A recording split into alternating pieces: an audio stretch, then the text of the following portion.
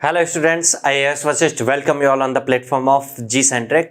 हम common electrical और electronics and communication वाला EMFT का पार्ट कवर कर चुके हैं। अब हमें स्टार्ट करना है जो कोर इलेक्ट्रॉनिक्स का पार्ट है। काफ़ी हाई वेटेज वाला पार्ट रहेगा ये आपके एग्जाम में, ठीक है। तो हमारा फर्स्ट टॉपिक है ट्रांसमिशन लाइन्स, जो आज हम स्टार्ट करेंगे। ट्रांसमिशन लाइन से रिलेटेड क्वेश्चंस गेट के एग्जाम में तो आते ही हैं।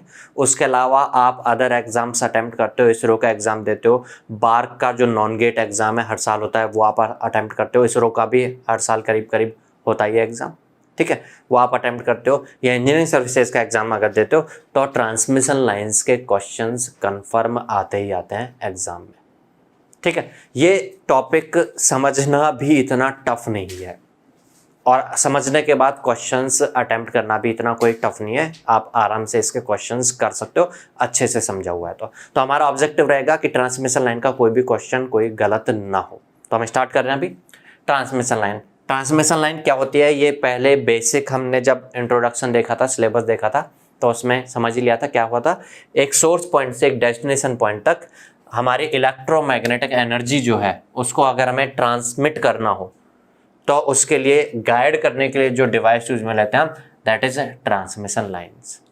अब ट्रांसमिशन लाइन आप सोर्स से डेस्टिनेशन तक इलेक्ट्रोमैग्नेटिक एनर्जी को लेके जा रहे हो, तो हमारी जो फ्रीक्वेंसी है इलेक्ट्रोमैग्नेटिक वेव की वो कितनी है, इस पे डिपेंड करेगा हम कौन से टाइप की ट्रांसमिशन लाइन्स यूज में लेंगे। डिफरेंट टाइप की ट्रांसमिशन लाइन्स होती हैं, 2 वायर ट्रांसमिशन लाइन या इसी को पैरेलल वायर ट्रांसमिशन लाइन भी कह देते हैं, कोएक्सल केबल या माइक्रो स्ट्रिप लाइन या पैरेलल प्लेट लाइन। तो ये हमारी एप्लीकेशन किस तरह की है उस पर डिपेंड करेगा हम कौन सी टाइप की ट्रांसमिशन लाइन यूज में लेंगे। तो हम इनको अभी डिस्कस करेंगे तो हमें अपने आप समझ में आएगा कि हाँ कौन सी ट्रांसमिशन लाइन हमें यूज में लेनी चाहिए इस पर्टिकुलर एप्लीकेशन के लिए। और आप अपनी डेली लाइफ में देखते भी हैं उन डिफरेंट टाइप की ट्रांसमिशन लाइन्स को, तो हम समझेंगे सारा सब कुछ कि हाँ ये ऐसा क्यों यूज में आती है, दूसरी वाली क्यों नहीं यूज में आती है। अभी इनके डिस्कशन में हम देखेंगे। और जो ट्रांसमिशन लाइन है उसको कभी कभी इम्पीडेंस मैचिंग डिवाइस भी बोल देते हैं, क्योंकि ये इम्पीडेंस मैचिंग करवाने के काम में आती है। अब इम्पीडेंस मैचिंग क्या होती है ये हम हमारे इस टॉपिक को जब कवर करेंगे तो उसमें जाके आगे समझ में आएगा हमें इम्पीडेंस मैचिंग का मतलब क्या है, क्यों इम्पीडेंस मैचिंग की जरूरत पड़ती है और ट्रांसमिशन लाइन किस तरीके से इम्पीडेंस मैचिंग करवा देती है। इसीलिए इसको इम्पीडेंस मैचिंग डिवाइस भी कभी कभी बोल देते हैं ट्रांसमिशन लाइन्स को। तो अभी हम इस लेक्चर में कवर करेंगे डिफरेंट टाइप की ट्रांसमिशन लाइन्स कौन कौन सी हैं, कैसा इनका स्ट्रक्चर होता है और किस तरह की एप्लीकेशन के लिए कौन सी ट्रांसमिशन लाइन यूज में ली जाती है। तो हम सबसे पहले स्टार्ट करेंगे अभी 2 वायर ट्रांसमिशन लाइन्स। देखते हैं चलिए इसको। तो 2 वायर ट्रांसमिशन लाइन में क्या होता है, ये सोर्स है हमारा, यहां से एक AC सिग्नल जनरेट हो रहा है, मैं मान रहा हूं वोल्टेज सोर्स है, AC वोल्टेज सोर्स इस तरह से जनरेट हो रहा है। और दूर कहीं पर हमारा ये लोड है, इस लोड का इंपीडेंस है कुछ ZL। यहां तक हमें यहां से जो एनर्जी है उसको पहुंचाना है, तो उसके लिए क्या करते हैं हम, जो हमारी ये 2 वायर ट्रांसमिशन लाइन में 2 कंडक्टर वायर्स होते हैं इस तरह से, सिलेंड्रिकल वायर्स। एक ये वायर है मान लो, दूसरा वायर ये है, ठीक है। हम क्या करेंगे, सोर्स के साथ कनेक्ट कर देंगे एक टर्मिनल को 2 वायर ट्रांसमिशन लाइन के, दूसरे टर्मिनल पर कनेक्ट कर देंगे हम हमारे लोड को इसके साथ। तो इस तरीके से ये 2 वायर ट्रांसमिशन लाइन है बीच में जो हमारी एनर्जी को ट्रांसमिट करेगा यहाँ सोर्स से लेके लोड तक। अब समझते हैं कैसे इलेक्ट्रोमैग्नेटिक एनर्जी, जो इलेक्ट्रोमैग्नेटिक वेव है वो किस तरह से बन रही है इस केस में। ध्यान से समझिए, अगर मैं किसी टाइम इंस्टेंट पर, क्योंकि AC सोर्स है तो AC सोर्स का मतलब तो इस तरह से हो रहा होगा, पॉजिटिव साइकिल होगी तो कभी नेगेटिव साइकिल होगी। तो मैं सबसे पहले पॉजिटिव साइकिल की बात कर रहा हूँ। पॉजिटिव साइकिल के केस में यहाँ हाई पोलैरिटी और यहाँ लो पोलैरिटी है, मीन्स ऊपर वाला कंडक्टर वायर पॉजिटिव पोटेंशियल पर है, नीचे वाला कंडक्टर वायर नेगेटिव पोटेंशियल पर है। हमेशा ऐसा होगा ना, हाई पोटेंशियल से मीन्स पॉजिटिव पोटेंशियल से नेगेटिव पोटेंशियल की डायरेक्शन में इलेक्ट्रिक फील्ड होगा, इस डायरेक्शन में इस केस में क्या होगा, इलेक्ट्रिक फील्ड होगा। अगर मैग्नेटिक फील्ड की बात करें तो हमें पता है ना, पॉजिटिव टर्मिनल से करंट फ्लो होता है और अगर क्लोज्ड सर्किट हो तो सर्किट में क्लोज होते हुए ये होते हुए फिर नेगेटिव टर्मिनल में करंट इन हो रहा होता है। तो करंट इस तरह से फ्लो हो रहा होगा। जब करंट इस तरीके से फ्लो हो रहा होगा इस वायर में, तो करंट की अराउंड में मैग्नेटिक फील्ड होगा। ये करंट स्टैटिक होगा, टाइम के साथ वेरी कर रहा होगा, क्योंकि सोर्स एसी है तो एक करंट भी टाइम के साथ वेरी कर रहा होगा। लेकिन मैंने किसी पर्टिकुलर इंस्टेंट पर बात किया है, इस वाले टाइम पर बात कर रहा हूं। फॉर एग्जांपल में इस इंस्टेंट पर वोल्टेज कुछ है और करंट कुछ फ्लो हो रहा है, तो उस करंट की वजह से मैग्नेटिक फील्ड अगर हम देखें तो आप ऐसे समझ सकते हो, इसके चारों तरफ करंट अगर ऐसे फ्लो रहा है तो चारों तरफ मैग्नेटिक फील्ड लाइन ऐसे होंगी, और जो नीचे वाला वायर है इसमें करंट ऐसे फ्लो रहा है तो चारों तरफ मैग्नेटिक फील्ड लाइन ऐसे होंगी। तो इसको समझने के लिए एक बार मैं इसका यहाँ से इस साइड से व्यू कैसा दिखेगा वो देखना चाह रहा हूँ। तो इस साइड से व्यू देखने के लिए मैंने ये देखा, तो एक कंडक्टर वायर ऊपर वाला नजर आया मुझे, दूसरा कंडक्टर वायर नीचे वाला नजर आया। मैं इसी इंस्टेंट पर बात कर रहा हूं, इस इंस्टेंट पर ऊपर वाला कंडक्टर वायर हाई पोटेंशियल पे, नीचे वाला कंडक्टर वायर लो पोटेंशियल पे। कौन सी? पॉजिटिव साइकिल में ऐसा नजर आ रहा है मुझे, पॉजिटिव साइकिल में देखा है मैंने ऐसा, ठीक है। पॉजिटिव साइकिल में हाई पोटेंशियल से लो पोटेंशियल की डायरेक्शन में इलेक्ट्रिक फील्ड ऐसे होगा, बट इलेक्ट्रिक फील्ड पॉजिटिव से बाहर निकलता है ना, तो इस तरह भी इलेक्ट्रिक फील्ड होगा, चारों तरफ इलेक्ट्रिक फील्ड लाइंस होंगी, पॉजिटिव से बाहर निकल के जाती है। और नेगेटिव में इनवर्ड होते, नेगेटिव में इनवर्ड होता था इलेक्ट्रिक फील्ड, तो इनवर्ड डायरेक्शन में आते हैं, ये इलेक्ट्रिक फील्ड दिख रहा होगा। ये ब्लू कलर में मैंने इलेक्ट्रिक फील्ड लाइंस बना दिए। अगर हम करंट की बात करें तो ऊपर वाले कंडक्टर में, ये मैं इस तरह सोर्स लेकर के चल रहा हूं, मैंने सोर्स की डायरेक्ट तरफ से देखा है इसको। अगर हम सोर्स की तरफ से देख रहे हैं तो देखना ऊपर वाले कंडक्टर वायर में करंट अंदर जाते हुए नजर आएगा, और फिर दूर यहां से करंट अंदर जाएगा, लोड पर जाके लौट के यहां से करंट रिटर्न हो रहा होगा। तो यहाँ पे जब करंट इनवर्ड हो रहा होगा तो मैग्नेटिक फील्ड लाइन इसके चारों तरफ इस तरह से होंगी, तो मैग्नेटिक फील्ड लाइन इसके चारों तरफ इस तरीके से है, ना केवल यहाँ पे चारों तरफ इस तरह से होंगी, हर जगह पर हो रही होंगी, इसकी वजह से इस डायरेक्शन में। नीचे वाले से करंट इस तरह से फ्लो करके आ रहा है लौट करके, तो इसके चारों तरफ मैग्नेटिक फील्ड लाइन इस तरीके से होंगी, इसके चारों तरफ मैग्नेटिक फील्ड लाइन इस तरीके से होंगी, ना केवल यहाँ पे होंगी, चारों तरफ ऐसे होंगी। हमने केवल ये डिस्कस कर लिया है। अगर मैं इस केस में यहाँ बीच में बात कर रहा हूँ तो इलेक्ट्रिक फील्ड की डायरेक्शन समझ में आ रही है, नीचे की तरफ जा रही है। मैग्नेटिक फील्ड की डायरेक्शन आप ऊपर वाले कंडक्टर की वजह से अगर देखें तो टेंजेंशियल बना के देखोगे इधर, नीचे वाले की वजह से देखें तो भी टेंजेंशियल इधर ही आएगा, मींस रिजल्टिंग मैग्नेटिक फील्ड इधर होगा। एच इस डायरेक्शन में है और ई इस डायरेक्शन में है, बीच में इस पॉइंट पर देखा मैंने। कहां पर देखा मैंने? दोनों जो कंडक्टर वायर्स हैं, ये दोनों जो कंडक्टर वायर्स थे, इनके बीच में कहीं पर यहां पर देखा है मैंने। बीच में यहां पर ना देखे थोड़ा ऊपर देखूं तो कोई बात नहीं, ऊपर में मैग्नेटिक फील्ड लाइन चारों तरफ ऐसे दिख रही होगी, इसकी वजह से इस जगह पर देखना है तो मैग्नेटिक फील्ड लाइन चारों तरफ। हाँ, ये बात अलग है, जैसे जैसे दूर जा रहे होंगे इसका इफेक्ट, इसका स्ट्रेंथ कम होता जा रहा होगा, और इसका स्ट्रेंथ जैसे जैसे ऊपर जा रहे होंगे वैसे वैसे बढ़ता जाएगा। ऐसे ही नीचे होगा, यहाँ पर इसकी वजह से मैग्नेटिक फील्ड लाइन ऐसे होंगी और इसकी वजह से मैग्नेटिक फील्ड लाइंस इस तरीके से हो रही होंगी। कहीं पर भी देखें टेंजेंशियल ऐसे बनेगा, मींस मैग्नेटिक फील्ड इस तरफ आ रहा होगा और इलेक्ट्रिक फील्ड नीचे की तरफ आ रहा होगा। इलेक्ट्रिक फील्ड का डायरेक्शन मिल गया हमें, मैग्नेटिक फील्ड का डायरेक्शन मिल गया, तो इलेक्ट्रोमैग्नेटिक वेव जो होगी करस्पॉन्डिंग। अब आप बोलोगे इलेक्ट्रोमैग्नेटिक वेव क्यों? क्योंकि ये जो पोटेंशियल है पॉजिटिव और नेगेटिव पोटेंशियल, जिसकी वजह से इलेक्ट्रिक फील्ड डेवलप हो रहा था, ये एक जैसा थोड़ी टाइम के साथ वेरी हो रहा है। क्योंकि ये पोटेंशियल टाइम के साथ वेरी हो रहा है तो इलेक्ट्रिक फील्ड भी टाइम के साथ वेरिंग है। जब इलेक्ट्रिक फील्ड टाइम के साथ वेरिंग होता है तो वो इलेक्ट्रोमैग्नेटिक वेव को रिप्रेजेंट करता है, क्योंकि करस्पॉन्डिंग मैग्नेटिक फील्ड भी होता है। आप दूसरे तरीके से मैग्नेटिक फील्ड को ऐसे समझें तो क्योंकि ये सोर्स टाइम के साथ वेरी हो रहा है, साइनसोइडल है, तो करंट भी टाइम के साथ चेंज हो रही होगी ना, कम ज्यादा हो रही होगी। तो करंट टाइम के साथ चेंज होगी तो रिजल्टिंग जो मैग्नेटिक फील्ड आया दोनों कंडक्टर वायर्स की वजह से, एक की वजह से ऐसा आया, दूसरी वजह से ऐसा आया, वो भी चेंज हो रहा होगा। तो ये एच जो है टाइम का फंक्शन है, ये ई जो है ये भी टाइम का फंक्शन है। और जब ये टाइम वेरिंग होते हैं तो इनके करस्पॉन्डिंग इलेक्ट्रोमैग्नेटिक वेव का डायरेक्शन कौन सा होता है? इलेक्ट्रोमैग्नेटिक वेव का डायरेक्शन होता है ई का डायरेक्शन क्रॉस एच का डायरेक्शन। आप इसको समझ सकते हो, ई नीचे की तरफ है, एच इस तरफ है, तो ई क्रॉस एच करेंगे तो ये आ गया ई क्रॉस एच, ये डायरेक्शन है। ये डायरेक्शन अगर हम देखें, सोर्स इधर था ना हमारा, सोर्स की तरफ से तो देख रहे थे, लोड अंदर जाके था, तो सोर्स से लोड की डायरेक्शन में जो ईएम वेव का डायरेक्शन है वो कौन सी डायरेक्शन में होगा? सोर्स टू लोड, ये ईएम वेव की डायरेक्शन आ गई। पॉजिटिव साइकिल में ऐसा रहा है। चलिए एक बार नेगेटिव साइकिल में। अच्छा, पॉजिटिव साइकिल में हर इंस्टेंट पर ऐसे होगा ना, पॉजिटिव साइकिल में हर एक इंस्टेंट पर हाई पोटेंशियल लो पोटेंशियल होगा, इलेक्ट्रिक फील्ड ऐसे होगा, इसमें करंट जारी होगी, इसमें करंट आ रही होगी, मैग्नेटिक फील्ड इस तरीके से होगा। अब मैं नेगेटिव साइकिल की बात करता हूं। नेगेटिव साइकिल में भी क्या सोर्स से लोड की डायरेक्शन में होगी ईएम वेव या किसी और डायरेक्शन में होगी, ये समझने के लिए मैंने वही व्यू देख रहा हूं। मैं सोर्स मेरा इधर है, सोर्स से लोड की तरफ देख रहा हूं मैं, जैसे यहां पर देखा था हमने। अब इस केस में क्या होगा, नेगेटिव साइकिल में ये हाई पोटेंशियल पर होगा और ये लो पोटेंशियल पर होगा। नीचे वाला कंडक्टर हाई पोटेंशियल पर होगा, ऊपर वाला लो पोटेंशियल पर होगा। इलेक्ट्रिक फील्ड हाई पोटेंशियल से लो पोटेंशियल की डायरेक्शन में इस तरीके से होगी। अगर मैं करंट की डायरेक्शन देखूं तो नीचे में अंदर जा रहा होगा करंट पॉजिटिव से बाहर जा करके, और फिर लोड से होते हुए वापस अंदर आ रहा होगा। यहां से ऐसे जा रहा होगा लोड तक, लोड से होते हुए वापस यहां लौट के आ रहा होगा। यहां पे करंट अगर ऐसे फ्लो रहा है तो मैग्नेटिक फील्ड इसके चारों तरफ आप ऐसे फाइंड कर सकते हो, ये मैग्नेटिक फील्ड की डायरेक्शन हो जाएगी। अगर मैं इसमें करंट की बात करूं तो इसमें इस तरह से लौट के आ रहा है, मैग्नेटिक फील्ड की डायरेक्शन देखें तो इस तरह से हो जाएगी। आप इस जगह पर मैग्नेटिक फील्ड देखो, टेंजेंशियल बनाओगे इसका इधर जाएगा, टेंजेंशियल बनाओगे मैग्नेटिक फील्ड ऐसे आ रहा था ना, इसका इधर आएगा। एच का डायरेक्शन इधर है और ई का डायरेक्शन ऊपर है। ई क्रॉस एच का डायरेक्शन देखना है। ई क्रॉस एच की डायरेक्शन के लिए आपको अपने राइट हैंड को ई की तरफ खोल लेना है, ये खोल लिया मैंने ई की तरफ, और एच की तरफ क्लोज करना है। नहीं कर पा रहे फ्लेक्सिबल रखिए, ई क्रॉस एच करेंगे। ये डायरेक्शन में जो थंब का डायरेक्शन होगा, ये डायरेक्शन आपको बताएगा ईएम वेव। ईएम वेव कौन सी डायरेक्शन में आई, सोर्स से लोड। इसमें भी सोर्स से लोड में आई, और ये कहां पे आई, ये हमने देखा है किन पॉइंट्स पर देखा है, जो हमारे दोनों कंडक्टर वायर हैं उनके बीच में देखा है। चलिए ये तो बीच की बात की हमने।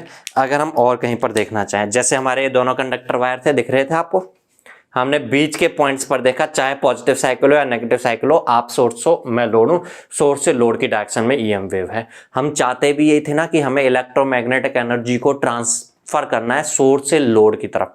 अब जिन लोगों को थोड़ी सी नॉलेज होगी ट्रांसमिशन लाइंस की प्रीवियस, मेरी बात को थोड़ा सा ऐसे कंफ्यूजन आ रहा होगा कि ट्रांसमिशन लाइन से सोर्स से लोड की तरफ ऐसे ईएम वेव जा रही है, तो ये वायर में करंट वोल्टेज क्या कर रहे हैं, ऐसे करंट। अभी कंफ्यूजन नहीं होना कोई भी, जो मेरी बात है उसको सुनते जाइए, अभी केवल मेरी बात को सुनते जाइए, अभी कंक्लूजन तक पहुंचेंगे हम लास्ट में। ये मैंने बीच में बात की, सोर्स से लोड की डायरेक्शन में ईएम वेव है। चलिए मैं बीच की बजाय अगल बगल में बात करता हूं कहीं पर, तो चलिए अगल बगल में मैं इस वाले केस में इस पॉइंट को देख लेता हूं। यहां इस पॉइंट पर अगर मैं इलेक्ट्रिक फील्ड की डायरेक्शन देखूं तो ये बाहर जा रहा है ऐसे, मैग्नेटिक फील्ड की डायरेक्शन देखो तो इसकी वजह से मैग्नेटिक फील्ड लाइन ऐसे आ रही होगी। अगर इसकी वजह से देखूंगा मैं मैग्नेटिक फील्ड, ये रहा, ये मैग्नेटिक फील्ड इस तरह की, इसकी वजह से देखूंगा तो इसकी वजह से मैग्नेटिक फील्ड ऐसे जा रहा होगा, समझ सकते हैं ना, टेंजेंशियल ऐसे, इसकी वजह से दोनों का रिजल्ट ऐसे कुछ हो जाएगा। अगर आप ई क्रॉस एच करोगे, ये रहा ई और ये रहा एच, ई क्रॉस एच अब भी इस डायरेक्शन में आएगा। आप ओवरऑल समझ सकते हो कि इनमें से ये डोमिनेट होगा, ये थोड़ा कम होगा, तो रिजल्ट ऐसे ही बन के आएगा। ई क्रॉस एच देखोगे ये इस तरफ आएगा, ऐसे आ रहा है ना, ऐसे आप यहां पर देखोगे ये रहा ई, और अगर आप एच बनाओगे तो ई क्रॉस एच करिए, देखिए ई क्रॉस एच वही आ रहा है सोर्स से लोड, इधर नहीं इधर देखना है, तो देखिए ई ऐसे रहा और मैग्नेटिक फील्ड इसका डोमिनेट होगा, ऐसे रहा।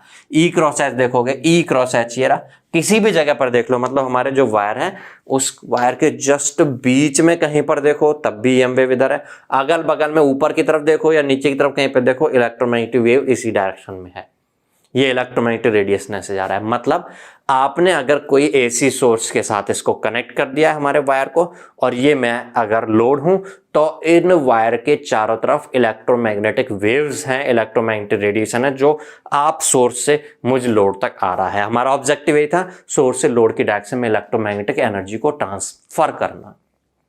बट बहुत बड़ा बट अब क्या है इसमें देखना, हमें अगर एक एग्जाम्पल की बात करूं मैं, कोई 2 वायर ट्रांसमिशन लाइन, तो आपका जो इलेक्ट्रिक ट्रांसमिशन हो रहा होता है आपके घर में भी जो आ रहा होता है, उसमें भी ऐसे 2 वायर ही तो होता है।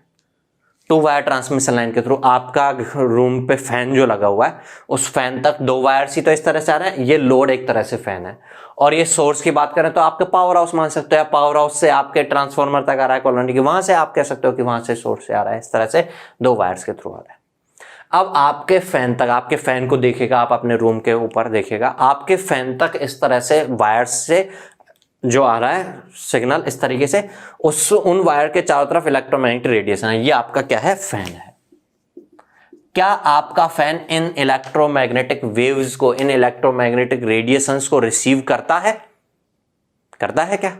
आप में से कुछ बोलोगे हाँ करता ही होगा, तभी तो हम बात कर रहे हैं कि हमने सोर्स से डेस्टिनेशन तक इलेक्ट्रोमैग्नेटिक वेव्स को, इलेक्ट्रोमैग्नेटिक रेडिएशंस को ट्रांसमिट कर दिया, तो इसका मतलब ट्रांसमिट कर दिया मतलब यहाँ पहुंच गया मतलब रिसीव करता होगा।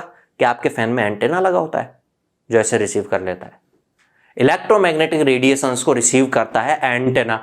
क्या आपके फैन में भी एंटेना है? जैसे आपके टूथपेस्ट में नमक होगा या नहीं होगा ये मुझे नहीं पता, लेकिन आपके फैन में एंटेना जरूर नहीं होगा, चाहे कोई सी भी कंपनी का फैन हो। फैन में कोई एंटेना नहीं होता है। मतलब हम जनरल इस लोड की बात करें, फैन की बजाय आप ट्यूबलाइट कहो अपने रूम की, आप अपने रूम का CFL कहो, AC कहो, उसमें कोई ऐसा एंटेना नहीं लगा होता जो ट्रांसमिशन लाइन के अगल बगल में जो इलेक्ट्रोमैग्नेटिक रेडिएशन है उनको रिसीव करे, नहीं होता ऐसा। इसका मतलब इलेक्ट्रोमैग्नेटिक रेडिएशन जब ये रिसीव ही नहीं कर रहा तो फिर हमने कैसे कह दिया कि सोर्स से लोड तक हमने एनर्जी को ट्रांसमिट कर दिया। कैसे ट्रांसमिट किया सोर्स से लोड तक? हम इस केस में बात कर रहे थे, ये करंट फ्लो हो रहा है, ये करंट फ्लो तो ये लोड से होते हुए आ रहा होगा, इस लोड का कुछ इंपिडेंस है, उस impedance ZL equal to resistance plus reactance ऐसे कह सकते हो। जब कोई करंट फ्लो होगा तो I²R पावर इस लोड में लॉस होगी ना, लॉस होगी मतलब हमारे सोर्स के हिसाब से तो वो गई, मान लो मेरे सोर्स ने 10 वॉट भेजी थी, 10 वॉट में से 2 वॉट लॉस हो गई, लेकिन वो लॉस हुई का मतलब क्या हुआ, वो पावर 2 वॉट जो मिली उसको, उसमें ही वो फैन है तो फैन क्या कर रहा है, इस तरह से एंगुलर मोशन हो रहा है उसका, वो पावर कहाँ काम में आ रही है, एंगुलर मोशन के काम में आ रही है। अगर वो ट्यूबलाइट है तो क्या कर रहा है, वो इल्यूमिनेंस के काम में आ रही है, वही जो पावर लॉस होगी वो उसके काम में आ रही है एक तरीके से, हमारे सोर्स के रेस्पेक्ट में तो लॉस हुई। तो यहाँ से जो एनर्जी एक्चुअल में ट्रांसमिट हुई है वो किस फॉर्म में ट्रांसमिट हुई है, वो ट्रांसमिट हुई है करंट की फॉर्म में, या आप कह सकते हो इस वोल्टेज की वजह से इसके अक्रॉस एक पोटेंशियल डिफरेंस आएगा तो वो वोल्टेज की फॉर्म में, और आप पावर कहोगे V²/R, इसका जो भी रेजिस्टेंस है इतना लॉस हो रहा होगा इसमें पावर, मतलब इसको पावर मिल रहा होगा इतना, तो इस फॉर्म में एनर्जी ट्रांसमिट हो रही होती है। अब मैंने दोनों चीजें बताई, मैंने कहा कि टाइम वेरिंग है ना करंट और वोल्टेज, इसलिए आप इनकी RMS वैल्यूज लेके चलोगे, पहली बात तो VRMS IRMS। चलिए, मैंने कहा कि हमारे सोर्स से जो करंट या वोल्टेज जनरेट हुए उन वजह से जो हमारा लोड है उसको कुछ पावर ट्रांसमिट हो गया है, ट्रांसफर हो गया है, लेकिन साथ साथ में हमारा जो सिस्टम, हमने जो डिवाइस जो हमने यूज मिला है 2 वायर ट्रांसमिशन लाइन, उस 2 वायर ट्रांसमिशन लाइन के आसपास में इलेक्ट्रोमैग्नेटिक रेडिएशंस भी हो रहे हैं और वो सोर्स से लोड की डायरेक्शन में हो रहे हैं। समझ चुके हम, पॉजिटिव साइकिल हो या नेगेटिव साइकिल हो, दोनों केसेस में सोर्स से लोड की डायरेक्शन में ये रेडिएशंस हो रहे हैं। और इन रेडिएशंस को, मींस इन इलेक्ट्रोमैग्नेटिक वेव्स को जनरली हम कोई लोड कंसीडर करें तो वो रिसीव नहीं करता है। मतलब ये इलेक्ट्रोमैग्नेटिक रेडिएशंस जो हैं वो एक तरीके से हमारे आसपास के एनवायरनमेंट में डिसिपेट हो गए हैं, मतलब हमारी इलेक्ट्रोमैग्नेटिक एनर्जी एक तरीके से लॉस्ट हो गई है, रिसीव तो कर नहीं पाया कोई उसको, या तो कोई आपका जो लोड होता है वो रिसीव कर पाता तो हम कहते हैं यूजफुल है, यूज आया है वो। जैसे मैंने यहाँ पे कहा, यहाँ पावर लॉस हुई लेकिन वो यूज में आई ना पंखे को घुमाने के लिए, वो यूज में आई ना रोशनी करने के लिए, वो यूज में आई ना कंप्रेसर को ऑन करके आपका रूम को कूल करने के, इन सब काम में आई। लेकिन इस केस में जो एनर्जी है आसपास में रेडिएशन, वो गई खराब, बर्बाद हो गई, वो लॉस हो गई। तो हम कह सकते हैं 2 वायर ट्रांसमिशन लाइंस जो हमने डिस्कस किया है, इस केस में सोर्स से लोड तक ट्रांसमिशन हो रहा है एनर्जी का, लेकिन साथ साथ में इलेक्ट्रोमैग्नेटिक रेडिएशन से आसपास में जो कि लॉस हो जा रहा है, तो हम कह सकते हैं 2 वायर ट्रांसमिशन लाइन में लॉस हो रहे हैं। अब ये लॉस देखिएगा ध्यान से, अगर मैं हमारा जो सोर्स है उसकी फ्रीक्वेंसी को इंक्रीज करूं, फ्रीक्वेंसी इंक्रीज करूं या कहो एंगुलर फ्रीक्वेंसी ओमेगा इंक्रीज करो, ये सिग्नल ऐसे होगा ना VM sin ωt या VM cos ωt, अगर फ्रीक्वेंसी इंक्रीज हो रही है, ओमेगा इंक्रीज हो रहा है, तो आप कह सकते हो अगर ये इंक्रीज हो रहा होगा तो इस वोल्टेज का डेरिवेटिव करूं मैं, डिफरेंशियल करूं मैं, तो VM into omega cos ωmt आएगा, cos ωt, जिसकी पीक वैल्यू जो आएगी वो ओमेगा पर डिपेंड करिए। जितना ज्यादा फ्रीक्वेंसी उतना ज्यादा रेट ऑफ चेंज, उतना रेट ऑफ चेंज ही है ना, d/dt का मतलब क्या होगा, टाइम के रेस्पेक्ट में रेट ऑफ चेंज, जितनी ज्यादा फ्रीक्वेंसी उतना ज्यादा मैग्नीट्यूड का ये सिग्नल आ रहा होगा, इसकी पीक वैल्यू उतनी ज्यादा होगी। तो हम कह सकते हैं जितनी ज्यादा फ्रीक्वेंसी होगी उतना ज्यादा आसपास में सराउंडिंग में इलेक्ट्रोमैग्नेटिक वेव के करस्पॉन्डिंग इलेक्ट्रिक फील्ड और मैग्नेटिक फील्ड भी हायर स्ट्रेंथ के होंगे। आपको याद आ ही रहा होगा, इलेक्ट्रिक फील्ड जो होता था वो मैग्नेटिक फील्ड के वेरिएशन से ऐसे रिलेटेड होता था, और जब हम साइनोसॉइडल बात करते हैं तो इसी del/del t की जगह हम j⍵ कह देते थे। Final Maxwell equations for sinusoidal time varying field याद आ रहा है ना, ऐसा बन क्या था, नेगेटिव साइन के साथ और होता था, और del cross H equal to होता था सिग्मा प्लस j⍵ε⍵। फ्रीक्वेंसी जितनी ज्यादा होगी उतना ज्यादा ये इलेक्ट्रिक फील्ड और मैग्नेटिक फील्ड का स्ट्रेंथ भी ज्यादा होगा, और इलेक्ट्रिक फील्ड और मैग्नेटिक फील्ड की स्ट्रेंथ पर ही डिपेंड करता है। आगे हम वेव प्रोपेगेशन डिस्कस करेंगे तो उसमें एक टर्म पढ़ेंगे P equal to E vector cross H vector. ये P होता है पॉइंटिंग वेक्टर। अब पॉइंटिंग वेक्टर क्या होता है उसकी डेफिनेशन मैं अभी नहीं बता रहा हूँ, फालतू में लोड नहीं डाल रहा हूँ आपके माइंड पे, बस ऐसे समझ लेना ये ई वेक्टर और एच वेक्टर के क्रॉस प्रोडक्ट के इक्वल होता है पॉइंटिंग वेक्टर। पॉइंटिंग वेक्टर बताता है पावर, आपकी इलेक्ट्रोमैग्नेटिक एनर्जी में कितना पावर है। तो देखना ई ज्यादा होगा या एच ज्यादा होगा या दोनों ज्यादा होंगे तो पी भी तो ज्यादा होगा। पी ज्यादा होगा मींस आपकी इलेक्ट्रोमैग्नेटिक एनर्जी का पावर भी ज्यादा होगा। और जो इलेक्ट्रोमैग्नेटिक एनर्जी हमारे ट्रांसमिशन लाइन के आसपास में थी, अगर ई और एच ज्यादा हुए तो उसकी पावर ज्यादा है, और वो पावर एक तरह से क्या हो रही है, लॉस्ट हो रही है। काम तो नहीं ले पाए ना हम उसको, हमारा रिसीवर जो हमारा लोड है वो रिसीव तो कर नहीं पाया, एंटीना लगा हुआ नहीं उसमें, तो यहां पर ये क्या हो रहा है, लॉस हो रहा है। आप कह सकते हो जितनी ज्यादा फ्रीक्वेंसी होगी उतनी ज्यादा ये लॉस होंगे।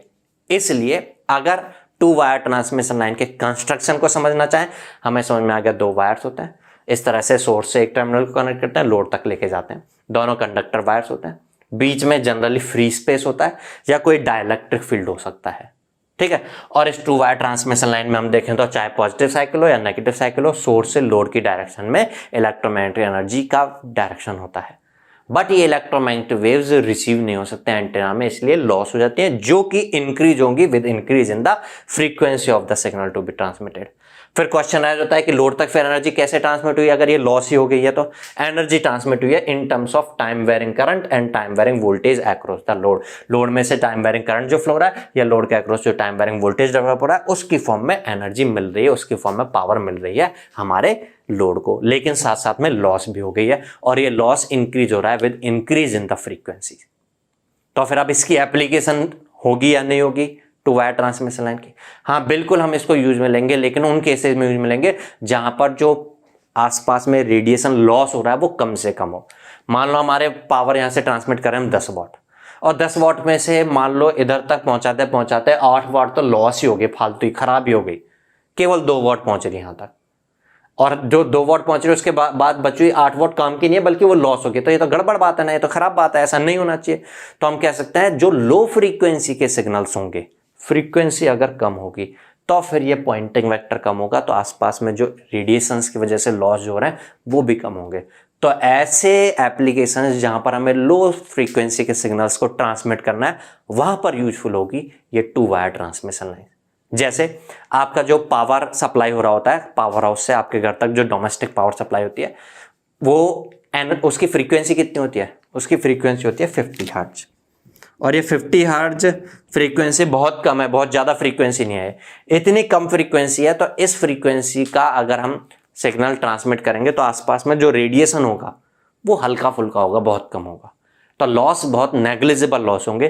तो हम टू वायर ट्रांसमिशन लाइन को इसलिए डोमेस्टिक पावर सप्लाई के लिए यूज में ले सकते हैं। अच्छा, आप टीवी देखते होंगे, आपके टीवी तक डिश एंटेना से सिग्नल आ रहा होता है, कभी वो वायर आपने देखा हो किस तरह का है? क्या उस वायर को काट के आपने देखा हो? नहीं देखा हो तो जाकर के देखिएगा। क्या उसको आप काट के देखते हैं तो उसमें भी इस तरह से 2 कंडक्टर वायर नजर आते हैं? आते हैं क्या? आप में से कुछ लोग ने देखा होगा, नहीं ऐसा नजर नहीं आता।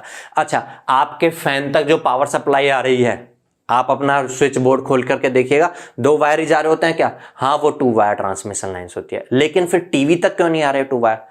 टीवी को चलाने के लिए तो आपके स्विच बोर्ड से जो सिग्नल जा रहा है वो तो इलेक्ट्रिकल सिग्नल ही जा रहा है, वो तो 2 वायर होगा, लेकिन एंटेना से टीवी तक में 2 वायर ट्रांसमिशन लाइन यूज में नहीं लेंगे, क्योंकि जो हमारे टीवी सिग्नल्स होते हैं वो हाई फ्रीक्वेंसी सिग्नल्स होते हैं, मेगा हर्ट्ज में होते हैं वो। ये हर्ट्ज के लिए तो मेगा हर्ट्ज बहुत हाई है।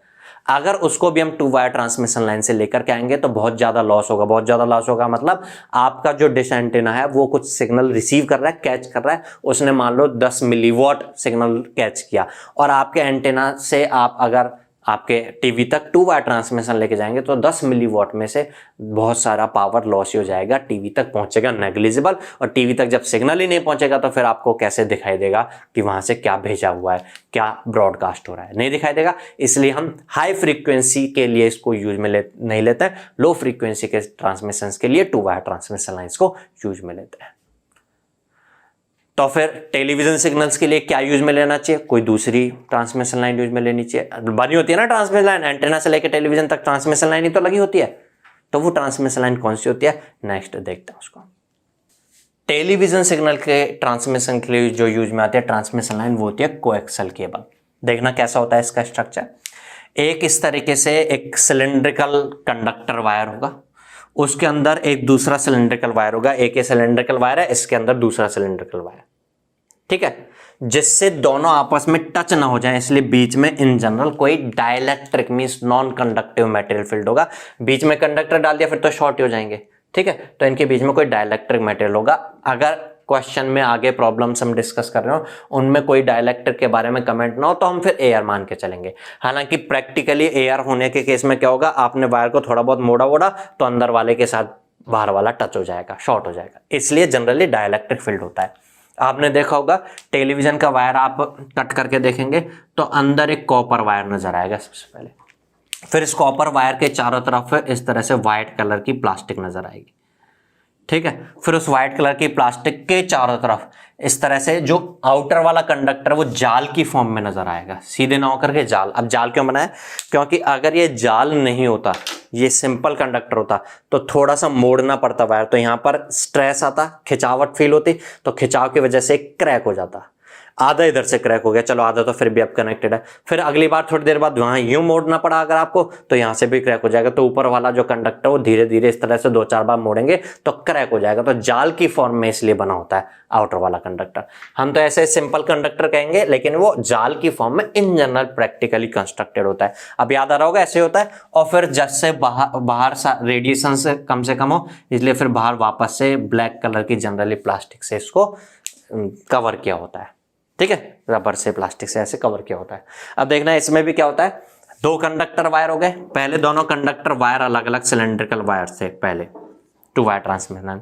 अब एक सिलेंडर के कॉन्सेंट्रिक दूसरा सिलेंडर इस तरह से दूसरा कंडक्टर वायर है, इसमें भी हमने इस तरह से सोर्स को कनेक्ट कर दिया एक टर्मिनल से और लोड को कनेक्ट कर रहे हैं दूसरे टर्मिनल से। अब देखो इसमें क्या होगा, अगर मैं पॉजिटिव साइकिल कंसीडर करके चलूं, पॉजिटिव से करंट आउट होगा, आउट होकर के लोड से होते हुए और फिर ये आउटर वाले कंडक्टर में बिखर जाएगा और बिखर के चारों तरफ ऐसे आ रहा होगा और फिर इकट्ठा होकर फिर वापस इधर से, तो ये क्लोज सर्किट हो गया ना।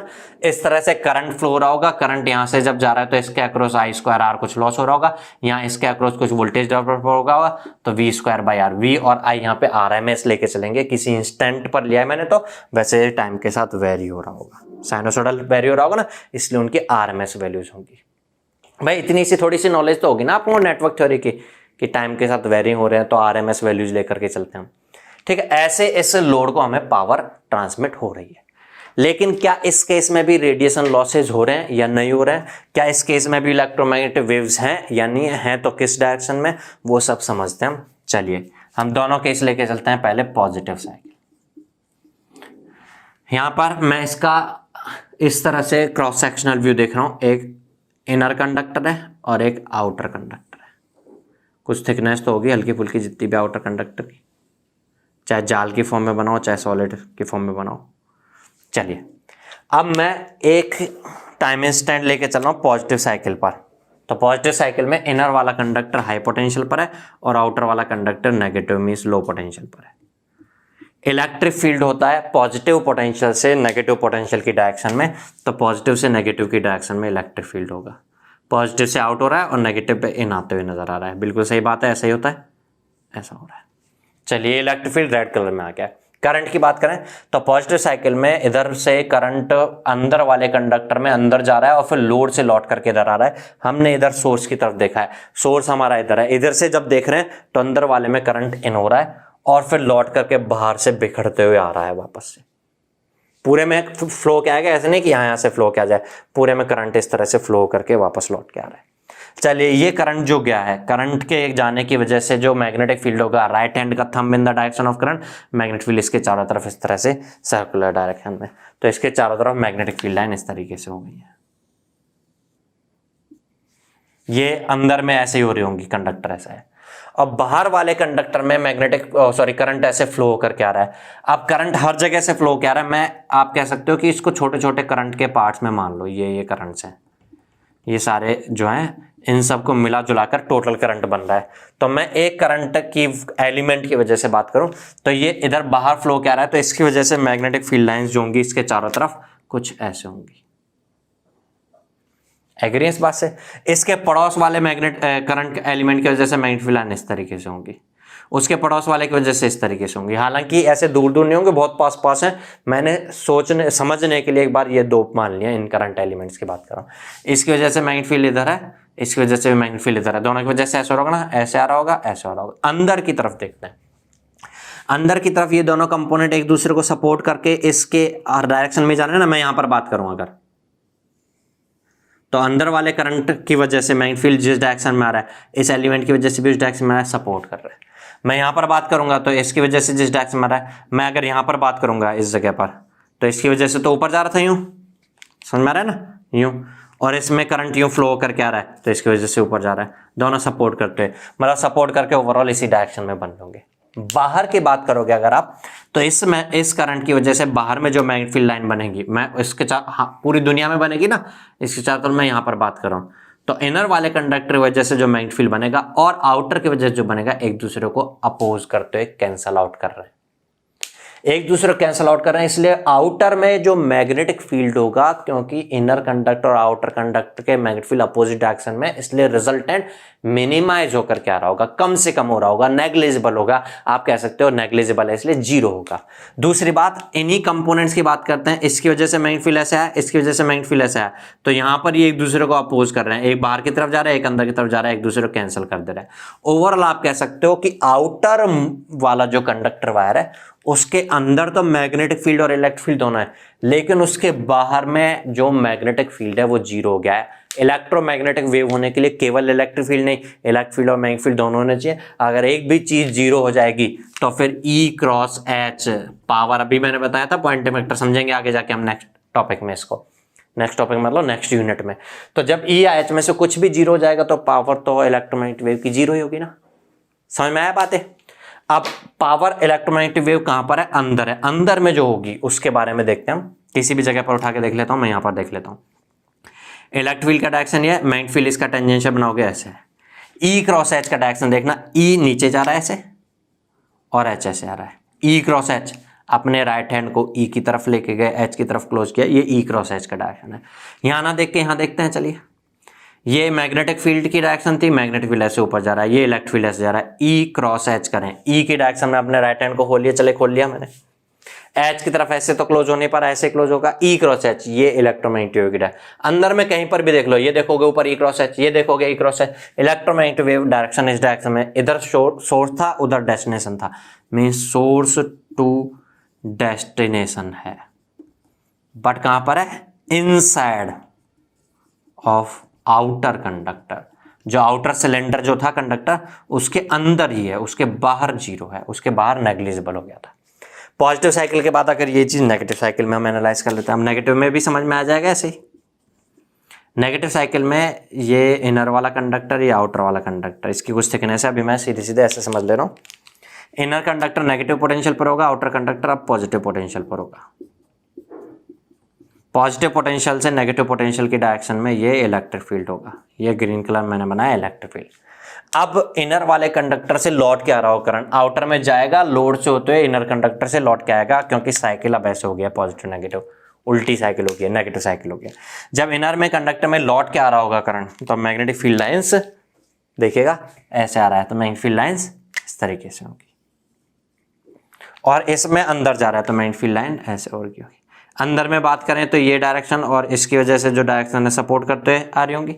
बाहर में बात करें तो इसकी डायरेक्शन और इसकी वजह से जो डायरेक्शन है अपोज करके यहाँ जीरो, और हर एक एलिमेंट की वजह से जीरो बन रही होगी, कैंसिल कर रही होगी, जीरो बन रही होगी। तो आउटर में कोई मैग्नेटिक फील्ड नहीं है, केवल इनर में मैग्नेटिक फील्ड है।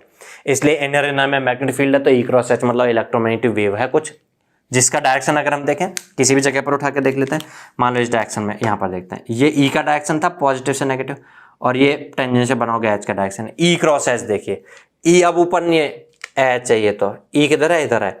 E क्रॉस H देखेंगे तो E क्रॉस H, ये EM वेव का डायरेक्शन है। आप यहाँ पर देखेगा जरा, ये E और ये टेंजेंस बना है H, E क्रॉस H देखोगे, E नीचे की तरफ है, H ऐसे क्लोज कर पाओगे आप, E क्रॉस। किसी भी जगह पर देख लीजिए, यहाँ देखें अगर हम, E H नीचे की तरफ जा रहा है, E cross H, electromagnetic wave वही अंदर की तरफ जा रही होगी, मीन सोर्स से लोड की डायरेक्शन में जा रही होगी। यहाँ पर भी सोर्स टू लोड ही है। आप समझ सकते हैं, पॉज लेकर के बना सकते हैं केसेस को, कंक्लूजन ये क्लियर हो रहा है, चाहे पॉजिटिव साइकिल हो या नेगेटिव साइकिल हो, जो कोएक्सल केबल है उसके आउटर मोस्ट, जो आउटर मोस्ट का मतलब है कि आउटर तो केवल यहाँ पे जो आउटर कंडक्टर है उसके अंदर में इलेक्ट्रोमैग्नेटिक वेव्स हैं और वो सोर्स से लोड की डायरेक्शन में, बाहर में कोई इलेक्ट्रोमैग्नेटिक रेडिएशंस नहीं है। इसका मतलब यहाँ पर अब इलेक्ट्रोमैग्नेटिक रेडिएशंस कन्फाइंड हो गए, इसलिए कम होंगे। टू वायर ट्रांसमिशन लाइन में कोई बाउंडेशन नहीं होती थी, चारों तरफ इलेक्ट्रोमैग्नेटिक रेडिएशंस होते थे। यहाँ पर इलेक्ट्रोमैग्नेटिक रेडिएशन होते रहे होंगे, लेकिन ये आउटर मोस्ट अगर हम कंडक्टर लेके चल रहे हैं इसके अंदर अंदर कन्फाइंड होंगे, इसलिए आप कह सकते हो जो रेडिएशन लॉसेज हैं वो कम होंगे, डिक्रीज हो जाएंगे in comparison of two wire transmission line. Frequency increase होने के साथ साथ ये ई और एच इंक्रीज होते हैं, इसलिए पॉइंटिंग वेक्टर में इलेक्ट्रोमैग्नेटिक रेडिएशन इंक्रीज हो रहा होगा, जो कि लॉस है। हमारा लोड इसको रिसीव नहीं कर सकता इस केस में भी। आपका जो टीवी होता है उसमें कोई एंटेना नहीं होता, टीवी का एंटेना बाहर लगा होता है। वो एंटेना जिस सिग्नल को रिसीव कर रहा है, वो ये एंटेना रिसीव किया सिग्नल वो सोर्स है एक तरीके से। अब वहां से हमें टीवी तक पहुंचाना है। टीवी में एंटेना नहीं होता, एंटेना टीवी का बाहर होता है, ठीक है। तो ये कंफ्यूजन नहीं होना चाहिए। टीवी का बाहर जो एंटेना है उसने तो रिसीव कर लिया रेडिएशंस को, लेकिन अब वो रेडिएशंस जो है हम एंटेना डिस्कस भी करेंगे, हम समझेंगे एंटेना जो होता है वो इलेक्ट्रोमैग्नेटिक एनर्जी को इलेक्ट्रिक फील्ड और मैग्नेटिक फील्ड से करंट वोल्टेज की फॉर्म में कन्वर्ट कर देता है। तो एक करंट वोल्टेज की फॉर्म में जितना इसने कन्वर्ट किया वो जाना चाहिए, लेकिन साथ साथ में बीच में रेडिएशन हो गए, हालांकि वो कन्फाइंड है, केवल बीच में ही लॉस हो रहा है। अगर टू वायर ट्रांसमिशन लाइन में लो तो चारों तरफ लॉस ज्यादा होंगे, कोएक्सियल केबल यूज में रहे तो ये लॉसेस कम होंगे। फ्रीक्वेंसी इंक्रीज होने के साथ ये लॉस इंक्रीज होते जाते हैं, सही बात है बिल्कुल, लेकिन टू वायर ट्रांसमिशन लाइन के कंपेरिजन में तो कम ही होंगे ना। इसलिए कौन सा बेटर है यूज में लेना, जिसमें लॉस कम हो रहे हो, तो इसलिए हम कोएक्सियल केबल यूज में लेते हैं टेलीविजन सिग्नल्स को डिश एंटेना से लेके टीवी तक लेके जाने के लिए। अब आपका क्वेश्चन राइज होगा कि जब कोएक्सियल केबल में लॉसेस कम ही होते हैं तो फिर हम जो जनरल डोमेस्टिक पावर सप्लाई है उसमें कोएक्सियल केबल क्यों नहीं यूज में लेते हैं? उसमें भी कोएक्सियल केबल यूज में ले सकते हैं भाई, टू वायर ट्रांसमिशन लाइन की बजाय तो कम ही पावर लॉस होगा ना। हालांकि टू वायर ट्रांसमिशन लाइन में भी पावर लॉस बहुत ज्यादा नहीं हो रहा होता है, क्योंकि जो हमारा जनरल डोमेस्टिक सिग्नल होता है उसकी फ्रीक्वेंसी बहुत कम होती है, 50 हर्ट्ज होती है, वो किलो हर्ट्ज मेगा हर्ट्ज में नहीं होता है। बट फिर भी कोएक्सियल केबल यूज में ले तो उसमें और भी कम पावर लॉस होगा, तो कोएक्सियल केबल यूज में ले लें। हाँ बिल्कुल ले सकते हो, आप चाहो तो ले सकते हो, आप पैसे वाले हो तो बिल्कुल ले सकते हो, क्योंकि कोएक्सियल केबल का कॉस्ट ज्यादा होता है। आप कोएक्सियल केबल यूज में लोगे, इस फैन तक लेके जाने के लिए अलग कोएक्सियल केबल, उस लट्टू तक बल्ब तक ले जाने के लिए अलग कोएक्सियल केबल, आपके फ्रिज तक लेके जाने के लिए अलग कोएक्सियल केबल, तो एक कोएक्सियल केबल्स का कॉस्ट ज्यादा होता है in comparison of two wire transmission line. उतना पैसा खर्च करने के बजाय हम थोड़ा बहुत लॉस सहन कर लेंगे। थोड़ा बहुत लॉस सहन करने का मतलब यह है कि पावर हाउस से जब पावर सप्लाई हो रही होती है तो घरों तक पहुंचते पहुंचते उतनी रहती, बल्कि थोड़ा लॉस हो रहा होता है। तो वो जो लॉस होता है उसको वहन कौन करता है, कौन उसको करेगा? आपके यूनिट तो आपने जितनी पावर ली उतना ही कंज्यूम होकर क्या होते हैं, लेकिन आपके यूनिट का चार्ज फिर बढ़ जाता है। भाई ओवरऑल तो सरकार को तो पैसा जो यूजर से ही लेना है ना, तो वो लॉस जो हो रहा है उसका आपसे पैसा लेगी, लेकिन वो जो पैसा होगा वो जो इंक्रीज होगा, क्योंकि थोड़ा सा लॉस है तो थोड़ा सा इंक्रीज होगा, उसके बजाय आप कोएक्सियल केबल यूज में लेने लगे तो उसका कॉस्ट बहुत ज्यादा बढ़ जाएगा, क्योंकि केवल आपके घर में कोएक्सियल केबल लेने से काम नहीं चलने वाला, पूरी सप्लाई ही कोएक्सियल केबल से बिछानी पड़ेगी। पावर हाउस से लेके आपकी कॉलोनी तक, कॉलोनी से जो पोल लगे होते हैं उनमें भी कोएक्सियल केबल फिर यूज में लेनी पड़ेगी, तो वो बहुत ज्यादा कॉस्टली हो जाएगा ये सिस्टम डेवलप करना। इसलिए हम कोएक्सियल केबल के बजाय लो फ्रीक्वेंसी के सिग्नल्स जो आपका पावर सिग्नल होता है उसके लिए two wire transmission lines use में लेते हैं।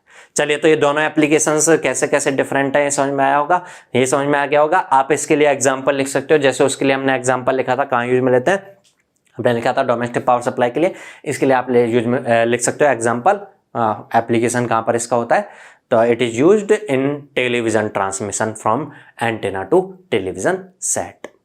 ठीक है, नेक्स्ट टाइप के ट्रांसमिशन लाइन जो थर्ड होती है वो डिस्कस करते हैं क्या होती है, कहां पर यूज में आती है। नेक्स्ट थर्ड टाइप की ट्रांसमिशन लाइन है पैरेलल प्लेट लाइन।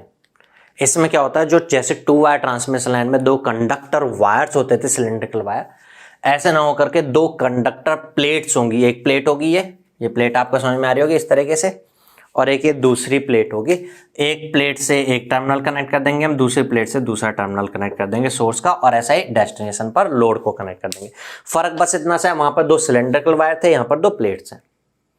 जैसे वहां पे दो सिलेंड्रिकल वायर में एक हाई पोटेंशियल एक लो पोटेंशियल पर होता था, हाई से लो की डायरेक्शन में इलेक्ट्रिक फील्ड होता था, करंट फ्लो होता था, तो मैग्नेटिक फील्ड होता था, आसपास में लॉस होते थे, ऐसे इसमें भी होंगे, क्योंकि कोई कन्फाइनेशन नहीं है। ये भी लॉस ही है। बिल्कुल आपको अब मुझे इसको समझाने की जरूरत नहीं है कि पॉजिटिव साइकिल में समझाऊं मैं, नेगेटिव साइकिल में समझाऊं, बिल्कुल 2 वायर ट्रांसमिशन लाइन की तरह ही सब कुछ होगा। फर्क बस इतना सा है कि जो कंडक्टर है उसकी शेप चेंज हो गई है।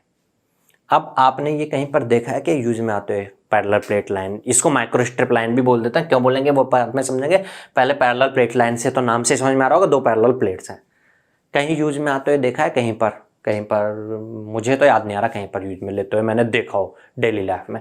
आपको अगर कहीं पर यूज में लेते हुए देखा हो आपने, याद आ रहा हो तो देखिएगा, सोचिएगा एक बार, और लगता हो कि हाँ यहाँ पर यूज में आ सकता है, खोल करके देख लो कि इस सिस्टम में यहाँ पर यूज में आते हुए आ रही हो ये वाली ट्रांसमिशन लाइन। ये जनरली आपको कहीं नजर नहीं आएगी, क्योंकि ये वहां यूज में आती है जो चीज नजर आ नहीं सकती आपको। आपके जो इंटीग्रेटेड सर्किट्स होते हैं, आईसीज जो होती हैं, उनमें ये पैरेलल प्लेट लाइन यूज में आती है। आपने आईसी फैब्रिकेशन तो पढ़ा होगा, वीएलएसआई आपका सेमेस्टर में रहा होगा, ठीक है।